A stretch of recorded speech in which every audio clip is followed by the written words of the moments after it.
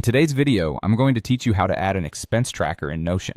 Whether you're looking to manage your personal finances, track your business expenditures, or simply keep a closer eye on your spending habits, knowing how to set up an effective expense tracker can be incredibly useful. Notion offers a flexible yet powerful way to create customized solutions for these needs, and I'm here to guide you through each step of this process with clarity and ease. To get started, the first thing you need to do is create a new page within Notion. So go ahead and open up Notion on your device. Once you're in, you'll see a plus sign labeled Plus New Page in the left sidebar. Clicking on this will allow you to create a brand new page dedicated to tracking your expenses. Let's give this page an appropriate name. Type in Expense Tracker. This title makes it clear what the purpose of this page is and will make it easy for you to find it later. Now that we have our page, we need to add a table database, which will serve as the backbone of your expense tracker. In the body of your new page, type a / followed by table. You'll see two options appear: table, full page, and table, inline. If you want the tracker to take up an entire page, select table, and it's full page.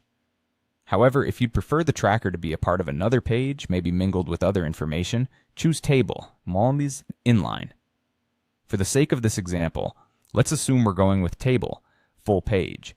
This will give your tracker the spotlight it needs without any distractions. Once you've created the table, it's time to set up the columns. The first thing you'll notice is a default column labeled Name. We'll be repurposing this column, so go ahead and rename it to Expense. This column will represent the name of your purchases, so you can keep track of exactly what you're spending money on. Next, let's add another essential column to track the cost associated with each expense. You'll want to click on the plus sign next to the existing column to add a new property. Name this one Amount. Under the column property type, select Number, since numerical data will highlight the exact cost for each entry. Doing so is crucial for accurately recording your financial outlays. And there you have it, a functional expense tracker set up in Notion.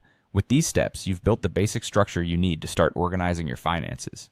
If you find it helpful, consider adding more columns for details like due dates, categories, or payment methods to further refine your tracker.